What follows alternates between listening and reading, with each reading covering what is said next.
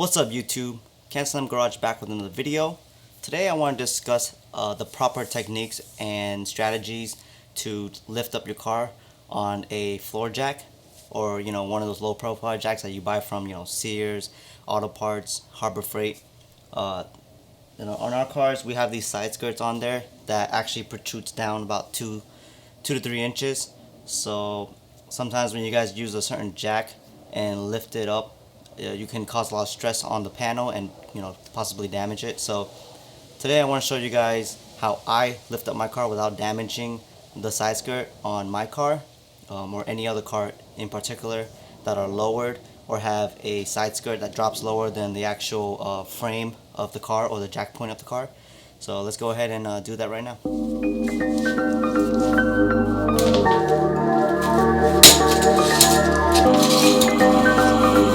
Alright guys, so the jack that I'm actually using here from Harbor Freight or Pittsburgh, it's a low profile jack, 2.5 ton jack. It's very wide with this little base here. I'll zoom in later and show you guys, but this is what I use to jack up my car. Had it for about, I don't know, 6-7 years now. Done fine for me.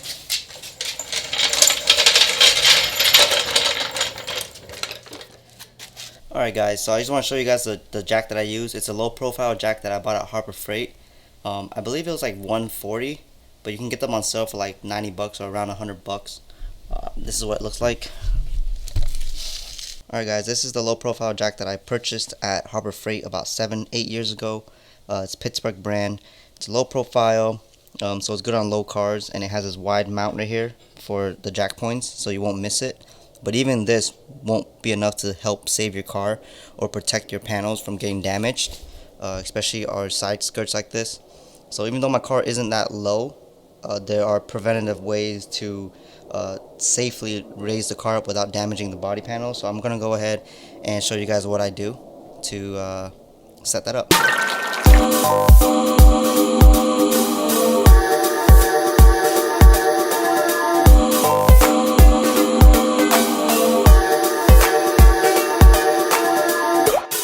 Alright, so before we start, I want to let you guys know, on Toyotas and Lexus and some other cars maybe, there's actually an arrow on the side skirt. Most people don't know about this, but there's an arrow that shows you where the jack points are. So now I'm on the front of the car on the driver's side. The arrows are right here. So let me show you guys. You can see the arrow right here. There's one here and one in the back of the car.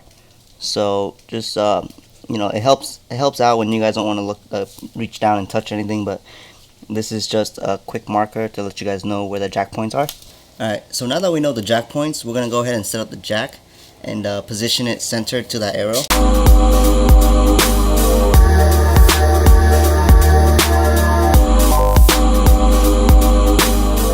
Alright, so usually before I even lift up the car, I want to make sure it's centered, because I don't want it to be slightly off where, I don't want it to be where the jack point sits here on the plate or on the side. I want it to be near centered as possible. So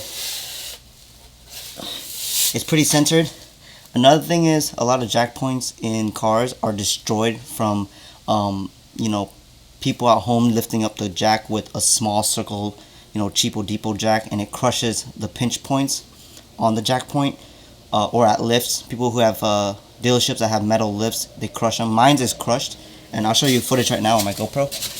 As you can see, it is completely crushed right here. It's not supposed to bend back like that. It's supposed to be like this, like a perfectly straight pinch weld. So it sucks. So what I like to do, and this is a great technique to protect your side skirts or cause any cracks or damages, or in this case a crushed pinch weld, you lose about 1/2 inch to 1 inch of metal for the jack to sit on. So what I use is a piece of wood. This is about a foot long or less than a foot long, but it's perfect, the 2x4. So I'm gonna show you exactly what I do. Just like that, just slide it in. I rest it completely centered right here. As you can see the jack right there, the jack point, or actually the base of the jack. I'll leave it exactly centered so it's perfectly centered all around. And at this point, I can start lifting up the car.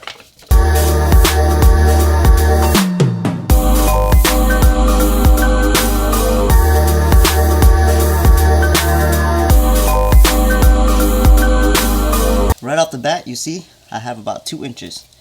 The jack does not even touch it. The side skirt didn't flex at all. So the jack point is actually on the 2x4, which is on the jack. So this is a great spacer to lift the car up safely without damaging your panels. So now I'm going to lower the car back down and we're going to try it without the piece of wood. Now we're going to leave the jack alone, and I'm going to show you exactly how it's going to look like when we lift it up without the piece of wood helping.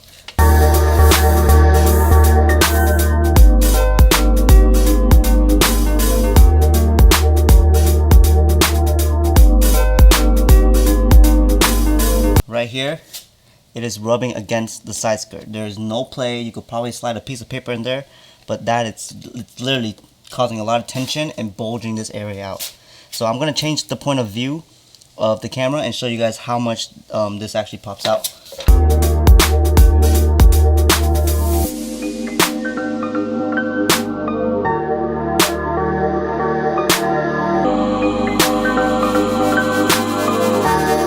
Since this panel is plastic, you're not going to see too much flexibility or damage. But if this was a fiberglass aftermarket panel, it would have been cracked like almost instantly because of how much pressure and tension is on this point right here. So as you can see before with the 2x4, there was space. Right now, there is no space.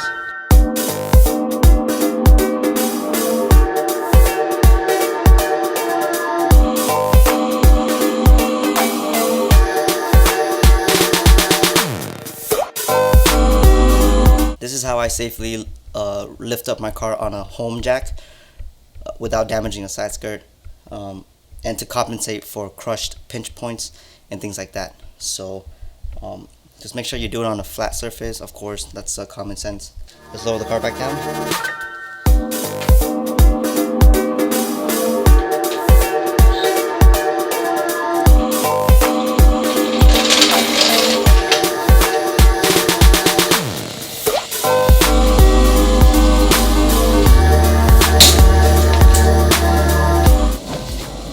So I hope you guys enjoyed that video. The airplanes, the airplanes.